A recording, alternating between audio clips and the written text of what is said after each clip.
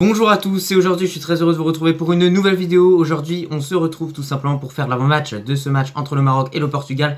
Quart de finale au sommet dans cette Coupe du Monde 2022. En tout cas on espère qu'on va l'emporter pour continuer un petit peu d'écrire l'histoire, étant donné que jamais dans l'histoire d'une Coupe du Monde un pays africain a réussi à accéder aux demi-finales. Pourquoi pas le faire? Juste avant qu'on commence avec cette vidéo, si ce n'est pas fait, abonne-toi, like et commente cette vidéo, c'est très important. Je vois beaucoup de personnes qui passent sans s'abonner, donc abonnez-vous pour tout simplement soutenir la chaîne et m'aider à atteindre au plus vite les 10 000 abonnés. Cette vidéo va se structurer en différentes parties. Tout d'abord, nous allons voir le bilan pour le Maroc dans cette Coupe du Monde 2022 jusqu'à présent. Ensuite, le bilan pour le Portugal. Dans la continuité, nous verrons un petit peu vite fait les 11 qui devraient être alignés par Walid Regragui et le coach du Portugal. Et pour finir, bien évidemment, je vous donnerai mon pronostic pour ce match-là. Écoutez, tout d'abord, pour le bilan de notre équipe nationale, je pense qu'on est tous d'accord pour le dire. En tant que Marocain, clairement, c'est un bilan qui est vraiment excellent. Premier match nul contre la Croatie. On a réussi vraiment à leur tenir tête. On les a mis en danger à certains moments dans ce match-là. Et surtout, on a vraiment été discipliné et très solide défensivement.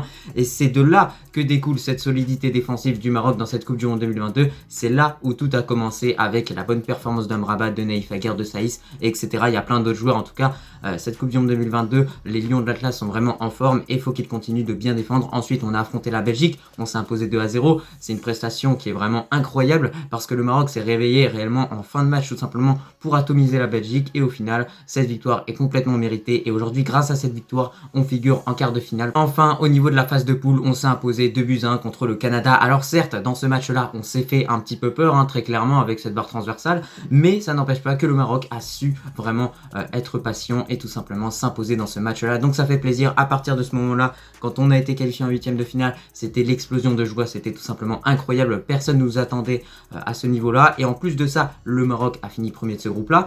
Et on affronte qui? L'Espagne. À ce moment-là, on se dit, oula, Maroc-Espagne, c'est vraiment un derby méditerranéen. Faut absolument qu'on l'emporte parce qu'il y a une certaine rivalité entre ces deux pays. Et du coup, on a joué ce match-là et clairement, encore une fois, une grande masterclass de la part de Walid Regragui au niveau des consignes. Et surtout, les joueurs ont vraiment bien joué dans l'ensemble avec ce fameux 4-1-4-1 qui marche très bien défensivement. On a su être solide. Au final, on a carrément Rodri, l'Espagnol, qui a dit à quel point le Maroc n'avait rien proposé dans ce match-là. J'ai envie de lui dire que déjà, ce qu'on lui propose, c'est tout simplement de figurer en huitième de finale. C'est énorme ce qu'ils sont en train de faire nos joueurs.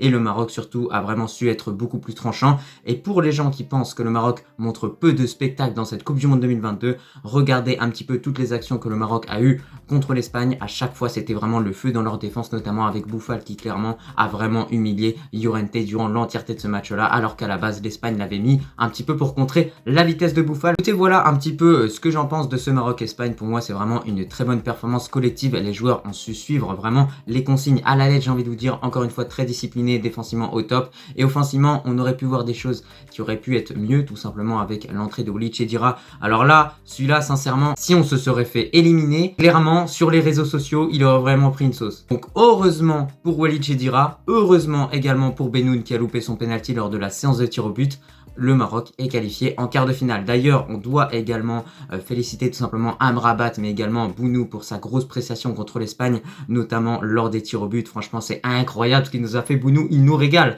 En plus de ça, il arrête les pénaltys, mais il rigole et il sourit aux Espagnols. Ça, c'est magnifique. Et surtout, il y a également un Marocain que j'ai trouvé énorme durant ce match-là. C'est tout simplement notre capitaine Saïs. Il prend un Espagnol, il le jette. Il prend un autre Espagnol, il le jette. Franchement, il est fantastique, Saïs. On espère qu'il va continuer. Écoutez, pour le bilan du côté du Portugal pour cette Coupe du Monde 2022, j'ai pas grand chose à dire par rapport à cette équipe-là de façon générale, mais quand même au niveau de la phase de poule, ça reste satisfaisant, même si ça reste perfectible dans l'ensemble. On a tout d'abord une victoire 3-2 contre le Ghana. Alors dans ce match-là, attention, les Portugais ont eu chaud, le Ghana aurait pu revenir dans ce match-là, mais au final, ils se sont imposés à l'expérience, j'ai envie de vous dire, et surtout avec beaucoup d'efficacité offensivement, notamment avec un beau but de la part de Rafael Leao. Ensuite, les Portugais, lors de ce deuxième match, ont tout simplement affronté l'Uruguay, et là, clairement, il n'y a pas photo. Le Portugal a largement gagné ce match-là, 2-0. Enfin, on finit avec une note négative pour les Portugais dans cette phase de poule avec une défaite de 2-1 contre la Corée du Sud. Enfin, maintenant, on y arrive à ce huitième de finale contre la Suisse. Et alors là, clairement, il n'y a pas photo. Encore une fois, le Portugal s'est largement imposé, notamment grâce à une énorme performance de la part de Gonçalo Ramos. On a également Joao Félix qui a réalisé une grosse performance. Donc clairement,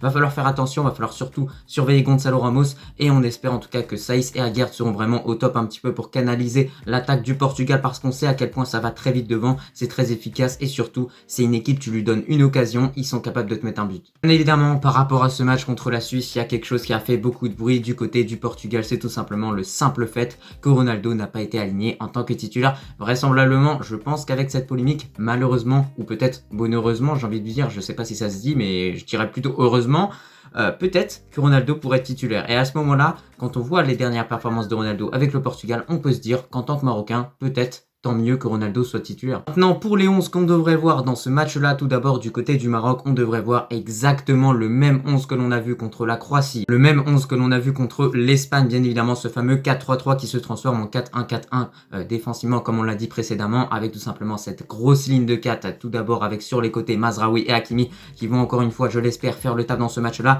C'est des joueurs qui jouent avec des blessures, mais qui donnent tout sur le terrain et surtout qui prouvent à quel point ils sont vraiment des joueurs de classe mondiale. Pour les accompagner en défense, on va avoir Naïf Aguerd avec Saïs. Franchement, ces deux-là sont énormes. Ils font beaucoup de sacrifices. Et j'ai envie de vous dire, au cas où, si Aguerd en apprend qu'il ne peut pas jouer ce match-là parce qu'il est sorti sur blessure contre l'Espagne, pas de problème, il y a Yamik. Enfin, j'ai oublié de le dire, mais bien évidemment, au poste de gardien, on aura Bounou. Et du coup, devant cette défense de 4, bien évidemment, on va aligner ce fameux trio Unai, Amala et pour finir, Amrabat. Bon, alors, Amala, je suis pas forcément fan, mais Amrabat et Unai, je valide. Surtout sur le dernier match, Unai a été incroyable. Et juste pour vous dire, on a carrément Luis Enrique qui a dit mais quel est ce joueur là, franchement il est juste incroyable. Et on finit avec ce fameux trio d'attaque et là je pense que c'est ces trois là qui devraient être alignés vraisemblablement parce que Nisri fait beaucoup d'efforts défensivement. Du coup tu l'as compris, on va avoir Nisri en tant que buteur et sur les côtés à gauche Boufal qui a réalisé une énorme prestation contre l'Espagne. On espère que ça va lancer enfin sa Coupe du Monde 2022 parce que avant ce match là Boufal avait proposé pas grand chose, bon un petit peu contre la Belgique mais contre le Canada aussi un petit peu pourquoi pas.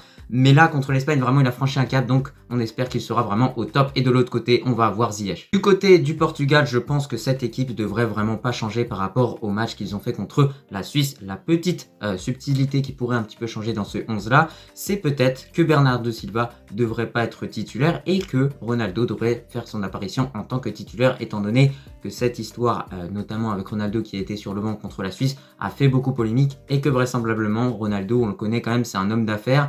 Il a dû vraisemblablement mettre un petit peu la pression sur les dirigeants pour être aligné contre le Maroc. Et voilà un petit peu pour les compositions, tu l'as vu dans l'ensemble quand même, on a deux sacrées équipes de façon générale, je l'ai pas dit, mais pour le Portugal, vraiment, on a des joueurs de qualité, surtout Gonçalo Ramos, je sais pas d'où il sort celui-là, mais en tout cas, au vu de son nom, il faut le respecter parce qu'on sait à quel point tous les joueurs qui s'appellent Ramos, c'est vraiment des bouchers et c'est des joueurs qui donnent tout sur un terrain et qui ont du physique. Donc clairement, Capitaine Saïs et Naïf Aguerd va falloir vraiment être au top.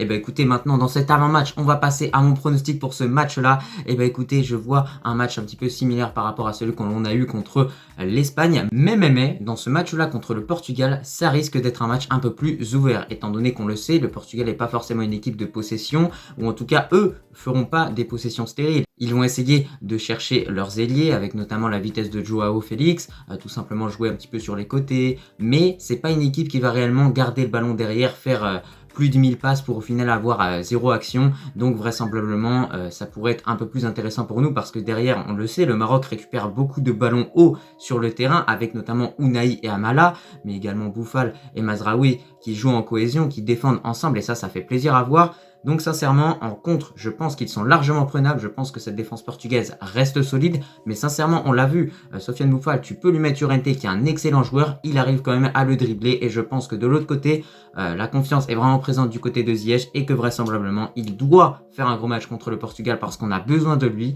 Et sincèrement, c'est pour ça que dans ce match-là, je vois le Maroc s'imposer 1-0. Bon, peut-être que ça interviendra lors des prolongations. Peut-être que ça interviendra avant. Bien évidemment, il y a une donnée à prendre en compte concernant le Lion de l'Atlas, c'est tout simplement la fatigue. Beaucoup de joueurs ont joué contre l'Espagne et ces joueurs-là avaient joué les 3 matchs de poule. Je pense notamment à Ziyech, je pense à Naïf Aguerd, je pense à Saïs, tous ces joueurs qui n'ont pas réellement été ménagés. Et en tout cas, j'espère qu'il y a un gros travail de récupération qui est fait par le staff de Walid Regragui parce qu'on a besoin d'avoir des joueurs au top pour ce quart de finale pour, encore une fois, écrire l'histoire. Voilà, de façon générale pour ce match-là, je vois une victoire 1-0 du Maroc. Ça va être un match qui va être un peu plus ouvert par rapport à celui qu'on a vu contre l'Espagne parce qu'en face, il y a une équipe qui est joueuse. Mais attention, il va vraiment falloir se gérer derrière parce que là, cette fois-ci, c'est une équipe, le Portugal, ils sont capables de te mettre un but, un deuxième, un troisième, un quatrième.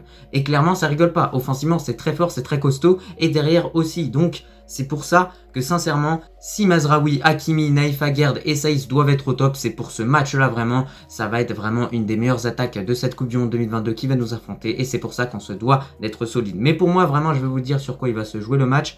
Si pendant les 40 premières minutes de ce match-là, le Maroc encaisse pas de but, ou même carrément durant l'entièreté de cette première période, le Maroc encaisse pas de but. Contre cette équipe portugaise, je pense que vraisemblablement, nos joueurs devraient un peu plus s'activer pour marquer offensivement, et on l'a vu avec la qualité qu'on possède, vraisemblablement, on pourrait marquer un but dans ce match-là, et ensuite tenir tout le long pour filer en demi-finale, et tout simplement faire quelque chose d'historique pour une équipe africaine, parce que ça n'a jamais été fait auparavant. Le record des équipes africaines en Coupe du Monde, c'est tout simplement les quarts de finale. Maintenant, on a atteint ce niveau-là. J'espère que cette fois-ci, samedi, je vais sortir, je vais aller klaxonner et qu'on va gagner ce match-là contre le Portugal parce que sincèrement, je serais vraiment fier de mon équipe si on le fait. Du coup, voilà, c'était un petit peu tout pour cet match. Je te remercie sincèrement si tu regardes cette vidéo dans son entièreté et moi, je te dis à la prochaine.